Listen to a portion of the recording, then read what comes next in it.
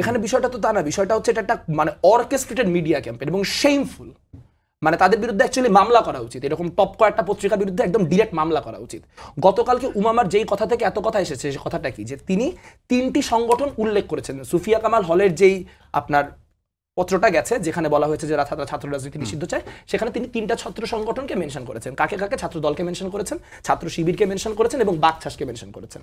এখন তিনি যেমন সেই লিস্টে ছাত্র ইউনিয়ন, ছাত্র ফেডারেশন, ছাত্র ফ্রন্ট মেনশন করেন নাই, একইভাবে ইসলামিক শাসনতন্ত্র মেনশন করেন নাই, সেখানে তিনি সাধারণ ছাত্র অধিকার পরিষদও মেনশন করেন নাই, সেখানে তিনি ছাত্রপক্ষ মেনশন করেন নাই। তাহলে এটা কিভাবে হইলো যে তিনি বাম বাদে বাকি সব সংগঠন নিষিদ্ধ করার কথা বলছেন? এটা কমপ্লিটলি একটা ন্যারেটিভের ট্র্যাপ। এবং এখানে একটা জিনিস দেখেন, উমামাকে নিয়ে যে জিনিসটা করা হচ্ছে এইটা হচ্ছে পার্থক্যটা। উমামা ফাতেমা যতদিন ছাত্র ফেডারেশন করতেন ততদিন তিনি প্রকাশ্যে ছাত্র ফেডারেশন করতেন, যেদিন তিনি ছাত্র ফেডারেশন ছেড়ে দিয়ে আপনার কি বৈষম্য বিরোধী ছাত্র আন্দোলনের নেতা হয়েছেন, সেদিনও তিনি ঘোষণা দিয়েই ছাত্র ফেডারেশন ছেড়ে বৈষম্য বিরোধী ছাত্র আন্দোলনের নেতা হয়েছেন। উমামার বক্তব্যকে কোনোভাবে বামপন্থীদের সাথে অ্যাড করে গতকাল যে গোটা পাগলামিটা হয়েছে সেটাতে বামপন্থীদের দোষ দেওয়ার যে চেষ্টা, বামপন্থীদেরকেও কোনোভাবে সামহাও এটার সাথে জড়ানো যায় যেটা চেষ্টা, এটা এত হাস্যকর এবং এটা এত মানে অদ্ভুত ডিসইনফরমেশনের ক্যাম্পেইন, এটা মানে কি বলবো, ইটস শেমফুল।